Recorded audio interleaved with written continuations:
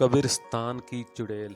मनोहर का घर पुराने कब्रिस्तान के पीछे था और उसके घर के छत से वे कब्रिस्तान अच्छे से दिखाई देता था। वे रोज उस कब्रिस्तान को पार करके अपने काम पर चला जाता। मनोहर के दो बच्चे थे और दोनों बच्चे बड़े ही शैतान थे। बड़े बेटे का नाम रॉकी और छोटे बेटे का नाम विक्की। एक बार गर्मियों की छुट्टी में रॉकी और विक्की की बहन सोनिया भी आई हुई थी। तीनों मिलकर रात के लगभग 12 बजे एक रूम में खेल रहे थे। रॉकी सोनिया से पूछता है कि तुम लोग कुछ खतरनाक करने के लिए तो नहीं कहोगे ना? रॉकी, ये हुई ना बात तो आओ अब छत पर से घूम कर आओ और छत पर रखे गमले से फूल तोड़कर लाना होगा, तभी पता चलेगा। छत पर से कब्रिस्तान दिखाई देता था। नहीं, मैं नहीं जाऊंगी। रॉकी और विक्की दोनों सोनिया को छत पर जाने के लिए जबरदस्ती बोलने लगे। सोनिया छत पर जाती है और जैसे ही गमले से फूल तोड़ने लगती है, तभी उसकी नज़र कब्रिस्तान की ओर पड़ती है। कब्रिस्तान में एक बड़ा सा सूखा पेड़ होता है। वे देखती है कि उस पेड़ पर एक सिर कटी लाश लटक रही है।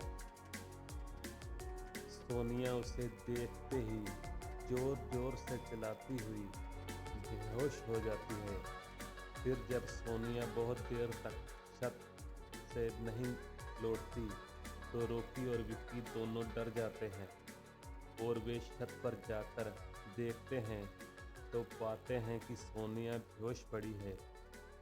वे तुरंत मनोहर को बुलाते हैं और सारी बात बताने की कोशिश करते हैं।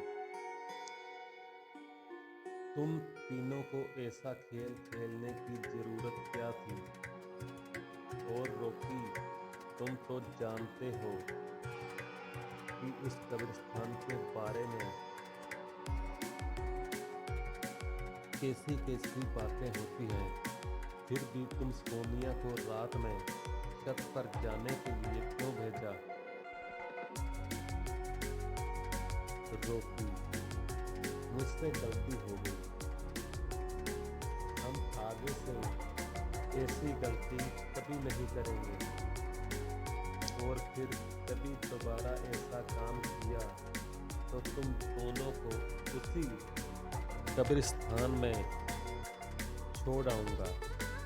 अच्छा सोनिया बेटी, ये बताओ तुमने वहाँ ऐसा क्या देख लिया था कि तुम बेहोश हो गई?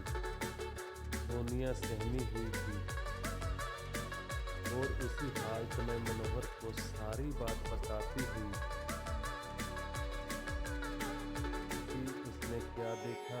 मनोहर ने उस कब्रिस्तान के बारे में ऐसी खबरें पहले भी सुनी हुई थी, इसलिए वे सोनिया को डराना नहीं चाहता था और बच्चों को संभल कर रहने की सलाह देता था। एक दिन मनोहर को काम से छुट्टी मिलने में देर हो जाती है और उस दिन उसे कोई भी घर आने के लिए चीज़ नहीं मिलती।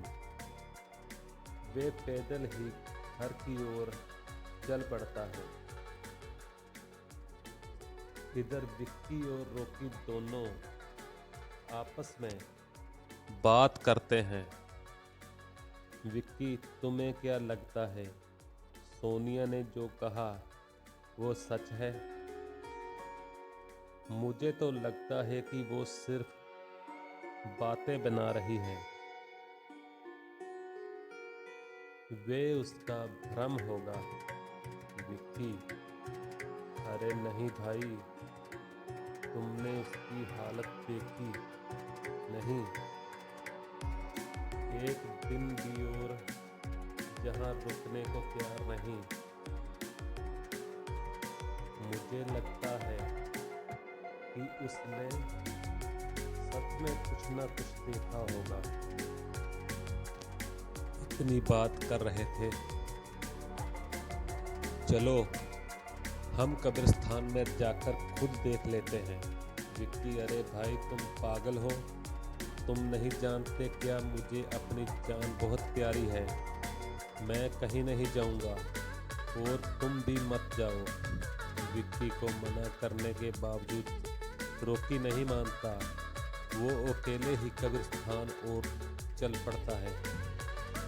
कब्रिस्तान का दरवाज़ा खोलता है और अंदर चला जाता है। वे उस पेड़ की ओर भी देखता है जिस पर सोनिया को सिर कटी लाश दिखी थी। रॉकी खड़े होकर उस पेड़ की ओर देखता है, तभी एक अदृश्य हाथ उसके पैरों को पकड़ लेता है। रॉकी डर जाता है और जोर जोर से चिल्लाने लगता है, बचाओ बचाओ, छोड़ दो मुझे, मुझसे गलती हो गई, मैं फिर कभी यहाँ दोबारा नहीं आऊँगा। दूसरे कोने पर एक कब्र होती है जो कि खुली होती है, उसके ऊपर खून लगा हुआ होता है। वहाँ अदृश्य हाथ रॉकी को खींचकर लाते हैं और उसे कब्र में ढकेलने की कोशिश करने लगते हैं। रॉकी चिल्लाता है, छोड़ दो, मुझसे गलती हो गई, मैं फिर यहाँ कभी नहीं आऊँगा, मुझे मत मारो, मुझे जाने दो।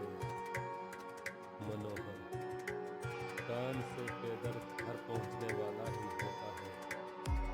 जैसे ही वो कब्रिस्तान से गुजरता है, उसे रॉकी की आवाज़ सुनाई देती है, ये क्या, ये तो रॉकी की आवाज़ लगती है, ये तो कब्रिस्तान से आ रहे हैं। रॉकी, मुझे जाकर देखना चाहिए। मनोहर कब्रिस्तान में चारों ओर देखता है, लेकिन रॉकी कहीं दिखाई नहीं देता। ये घर लौट जाता है और विक्की से पूछता है कि रॉकी कहाँ है। विक्की, पापा, मेरे बार बार मना करने के बावजूद रॉकी कब्रिस्तान में चला गया। वो जानता था कि सोनिया ये सच है या नहीं। मनोहर, हमारे पास समय बिल्कुल नहीं है, आओ घर के मंदिर में शंख में जो जल रखा है वो जल्दी से लेकर आओ, हमें रॉकी को खोजने कब्रिस्तान जाना पड़ेगा।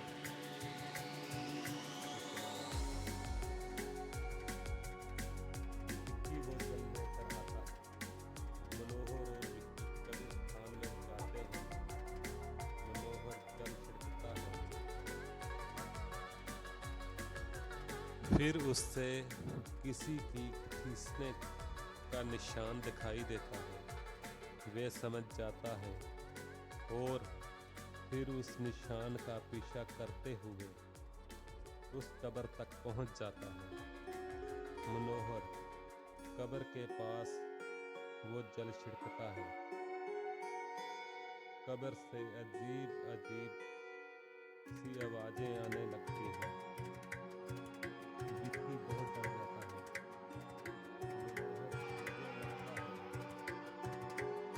शपित प्रेत आत्माएं ने रॉकी को इस कब्र के अंदर कैद कर लिया है।